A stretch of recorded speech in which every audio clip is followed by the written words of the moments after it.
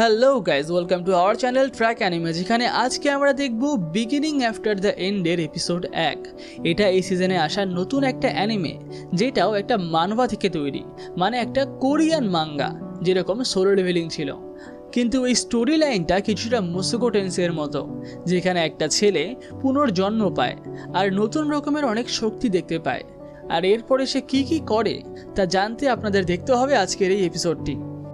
এপিসোডের শুরুতেই আমরা দেখতে পারি একটা রাজাকে, যে একসময় অত্যন্ত শক্তিশালী ছিল, আর সে রাজা হয়েছিল অনেক দিন আগেই। কিন্তু সময় বদলায়, প্রযুক্তির উন্নতি ঘটে, আর এক প্রকার বিশ্বযুদ্ধ শুরু হয়। বিমানগুলো আকাশে উড়ে আসে আর শহরের ওপরে বোমা বর্ষণ করতে থাকে।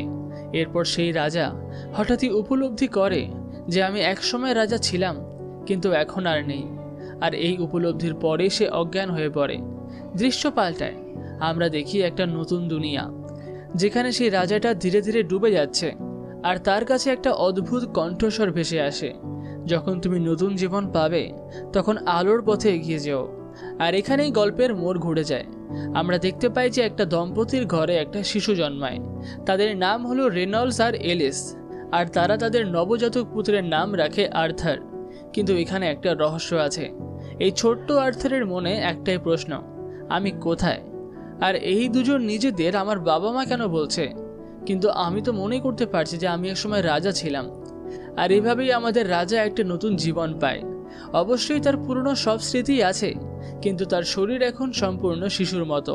সে নিজের হাত পাও নাড়াতে পারে না, এমনকি তার নিজের উপরেই কোনো রকমেরই নিয়ন্ত্রণ নেই। সে মনে মনেই ভাবে, বাহ, দিন কিভাবে বদলাচ্ছে। একসময় আমি রাজা ছিলাম, আর এখন তো আমি হাঁটতে চলতেও পারছি না। সে ভাবে যে এটা হয়তো কোনো দুঃস্বপ্ন, কিন্তু এই স্বপ্ন শেষ হয় না। এরপরেই আমরা দেখি রেনল্ডসের একটা বিশেষ ক্ষমতা আছে। সে বিশাল পাথরও ভেঙে ফেলতে পারে নিজের শক্তি দিয়ে, কিন্তু এতে সামান্য আহত হয় সে। তখন তার স্ত্রী এলিস নিজের হাত দিয়ে তাকে হিল করে দেয়। আর এই দৃশ্য দেখে আর্থার তো হতবাক হয়ে যায়। সে ভাবে, আমার আগের জীবনে তো এমন কিছুই ছিল না, এ কোথায় এসে পড়লাম আমি? তো বন্ধুরা, ভিডিওটি আর এগোনোর আগে আমি আপনাদেরকে 1xBet নামে একটা বিশ্বস্ত বুকমেকার অ্যাপ সম্পর্কে বলতে চাই। পিএসজি এবং সিরিয়া এই অ্যাপটির স্পন্সর। বর্তমানে তো আইপিএল চলছে, যেখানে 1xBet-এর মাধ্যমে আপনি আপনার প্রিয় দলকে সমর্থন করতে পারেন। আপনি এখানে সমস্ত লাইভ ম্যাচের স্কোর দেখতে পারবেন, লাইভ ম্যাচ দেখতে পারবেন, এমনকি স্কোরের ভবিষ্যৎবাণী করে বাজিও ধরতে পারবেন, যেমন কোন দল জিতবে, কত রান করবে বা কে সর্বোচ্চ রান করবে, সবই সম্ভব। এছাড়াও এই অ্যাপটিতে রয়েছে নানান ধরনের গেমস। আপনি পছন্দ মতো গেম বেছে নিতে পারেন, এবং আমার দেওয়া লিঙ্ক ব্যবহার করে রেজিস্ট্রেশন করলে প্রথম ডিপোজিটে আপনি পেতে পারেন 12,000 টাকা পর্যন্ত বোনাস। আর সবথেকে গুরুত্বপূর্ণ বিষয় হলো, বিকাশ নগদ রকেটের মাধ্যমে আপনি আপনার জয়ী টাকা সহজেই তুলতে পারবেন। তাহলে আর দেরি কেন? পিন কমেন্টে দেওয়া লিঙ্কে ক্লিক করুন আর এখনই রেজিস্ট্রেশন করুন, আর এই আইপিএল মৌসুমে বিশাল বিশাল ক্যাশ প্রাইজ জিতে নিন। তবে হ্যাঁ, এটি আর্থিকভাবে ঝুঁকিপূর্ণ হতে পারে, তাই নিজের দায়িত্বে খেলবেন। তাহলে চলুন ফিরে আসা যাক মূল গল্পে। এদিকে রেনল্ডস জঙ্গলে যায়, আর সেখানে একটা বিশাল দানবকে পরাজিত করে। তার সাথে আরও কয়েকজন থাকে, যারা একের পর এক দানবকে শিকার করতে থাকে। পরে যখন সে বাড়ি ফিরে আসে, তখন তার হাতে রক্ত লেগে থাকে।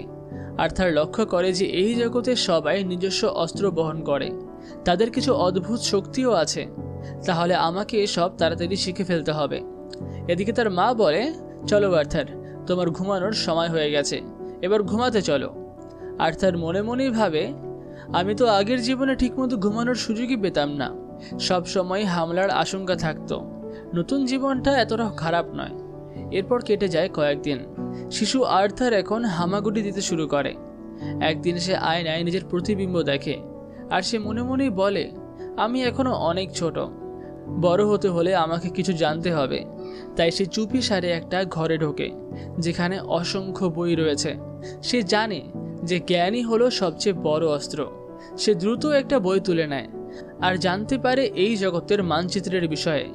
এই মহাদেশের নাম হলো ডিকেথান। এখানে 3টি রাজ্য আছে। ডোয়ার্ফ কিংডম, যেটা একটা ভূগর্ভস্থ রাজ্য, যেখানে ডোয়ার্ফসরা বসবাস করে।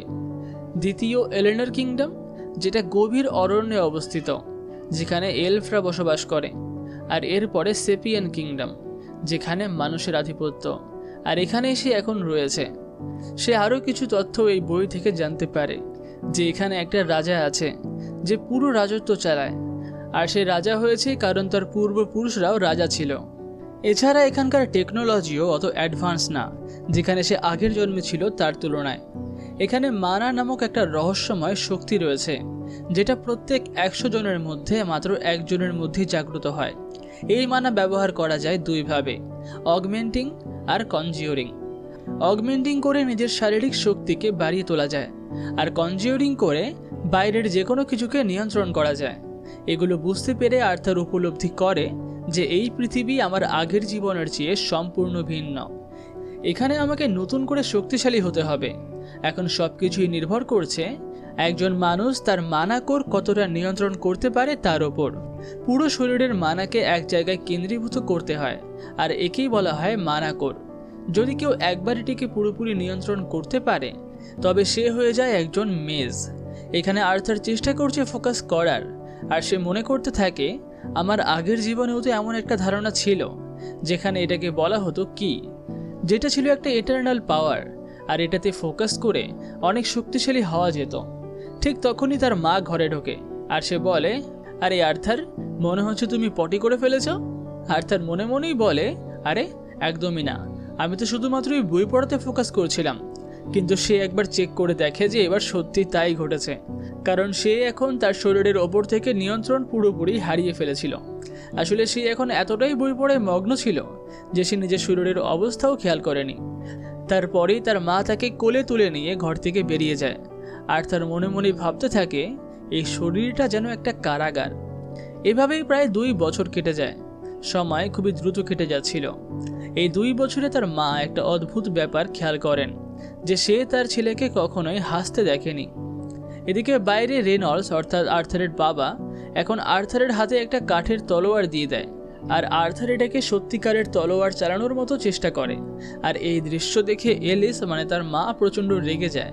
সে রেনল্ডসকে বকা দিয়ে বলে, তুমি আমার ছোট্ট ছেলেকে এই সমস্ত কি শেখাচ্ছ?